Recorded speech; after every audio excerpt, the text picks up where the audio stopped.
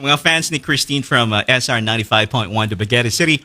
All right, Christine, love your voice so much. Let's do our Q&A right now. So the morning drive is your morning show, okay? And then, so how many radio station pala sa area mo sa Dumaguete City? Ilang mga radio stations there so far? Wait, let Ngayon, me check. 2026. I think sa Dumaguete lang. Dumaguete Sa Dumaguete City. lang. Dumaguete. I think 6 or 7. Okay. 6 or Pero 7. I feel meron pang iba but I can't really I wouldn't really say na legal sila. Ganon. Okay. So there's like pirate station, so Yeah, somewhere. ganon. Yung mga 50 watts powered by yung mga ganun. Okay, fly by night station. So anyway, you are on that radio station 95 SR 95, today's best music. So the morning drive is your morning show. I'm sure maraming nakikinig every morning. It's like a morning rush show. And it sets the tone of the Dumaguete morning. So how do you keep the city, by the way, awake? Kasi you're the morning person. You wake up early in the morning.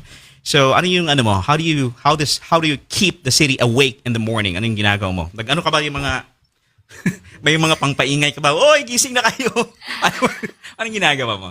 Well, to be honest, my morning drive is there because ang start ng radio namin is 4.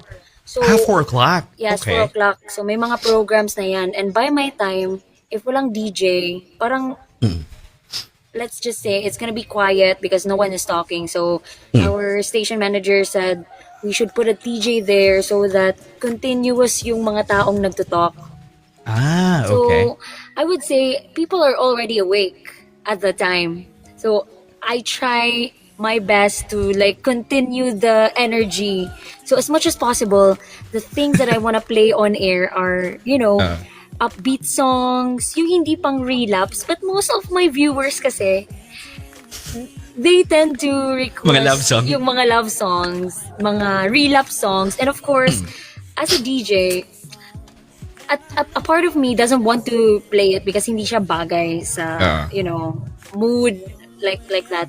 But at the same time, if I can't if I won't play their songs, mawawalan ako ng viewers. So I said, Exactly. so might as well, may mga times na lang na I put stingers or breakers para mag-cut yung vibe, then change mood, ganon. So yeah, that's how I do it. Ganun. Okay. Ang hirap nga pala, especially nowadays, people will insist, hey, can you play the song because I'm brokenhearted? Please play the song, let me be the one because I'm brokenhearted. I wanna hear that song. Yeah. Ang hirap no? Yes, Okay. correct. Okay. So you also have a Retro Friday. So this is every Friday. So Retro Friday mo. So it's all about throwback songs. And what's an old track, if you remember, Christine, what's one old track that never fails to get you dancing in the booth? So yung mga, yung favorite song mo. Retro Okay. Friday. So ever since, kahit di pa ako DJ, this is really my go-to 80s or 90s song because Okay. I grew up listening to it. So this song really, really makes me want to dance every time that I hear it. It's Breathless, actually. And it's my go-to karaoke song, even though it's kind of old. Not really my, not really my face's vibe. Is it if I remember, is it the chorus? Leave me breath. Yes. OMG. Talaga sure? Final Yes, answer? promise. Final answer. Go-to Go-to. karaoke song. Okay. And songs that really makes me wanna dance. But aside from that, a song by Cyndi Lauper. Girls Cyndi Just Wanna Lauper. Have Fun. Okay, that's cool. So those are your throwback favorite songs. Okay, let's talk about local here. The local brew. So I believe this is every Sunday. Anong time slot ng local brew mo? Is it 4? So, local brew is 12 to 4. 12 noon to 4 p.m. 12 noon to 4 p.m. So everything Filipino music. So can you share a story about local artists who blew you away on the air? Ano ba yung mga guest mo? Special guest in that local brew. To be honest, I haven't really had kanang guest Jude that is sitting beside me.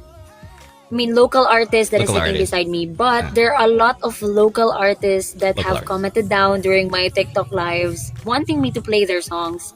Okay. So, there was one person that commented down his song. Actually, he released two songs and he became really famous now here in TikTok. I'm not quite sure if you've seen him here sa TikTok, Sean sa Panila. Sean, okay. Okay. I So, think na dadaanan ko sa ano. Okay. yeah. Alright.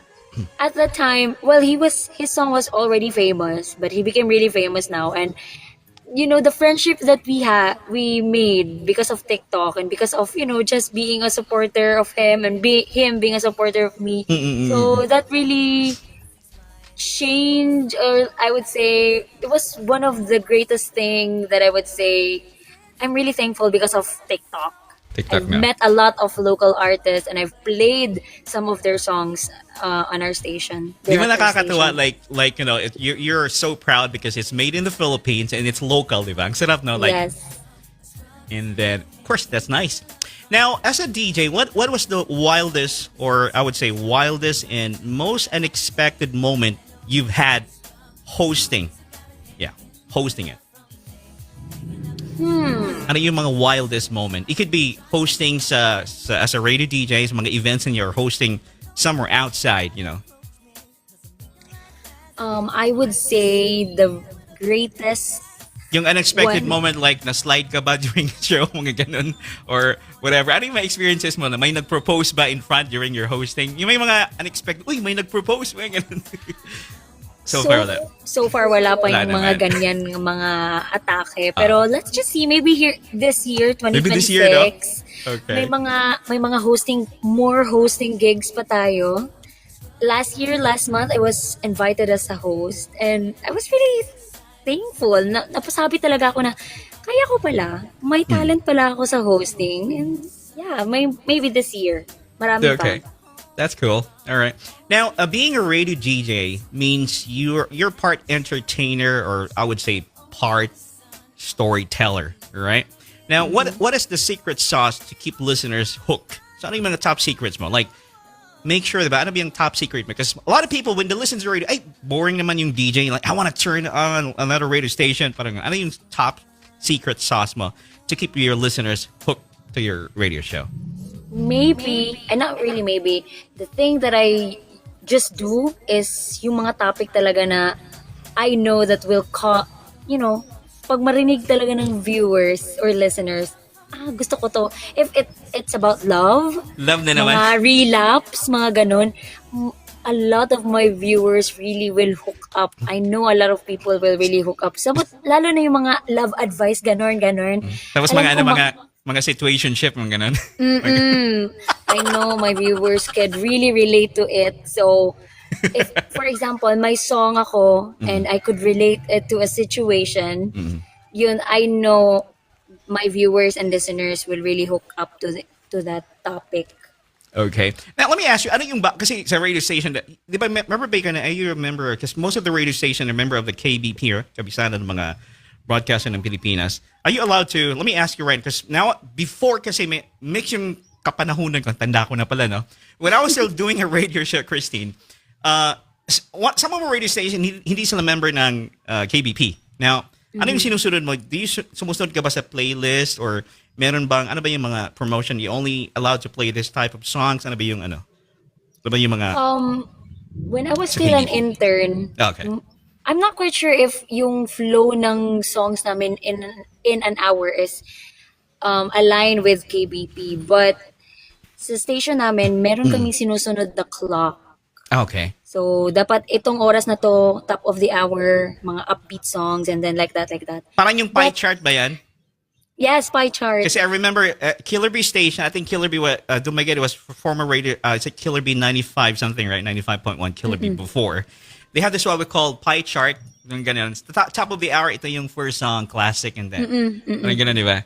So anyway, So, pero do you play OPM songs pagkatagalan, sa show mo, OPM?